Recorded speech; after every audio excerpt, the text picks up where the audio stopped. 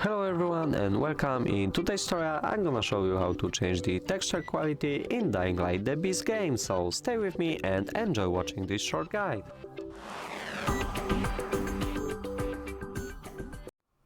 As the first step, like always, we have to open the settings. To do it, use the O button on your keyboard or press over here on options. Now get into the video tab and press the F button or click here on advanced video settings.